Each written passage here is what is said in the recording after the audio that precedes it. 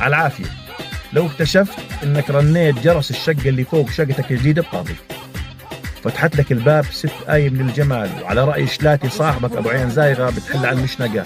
سبحان اللي خلقها مثل القمر، طول فارع وقصر فازة وعيون خضر وشعر غجري مع ابتسامة هوليودية، وانت متعود اللي تفتح لك الباب المستورة مرتك اللي ممكن تعصبك بلحظة وتتهور وتوصلك لحبل المشنقة.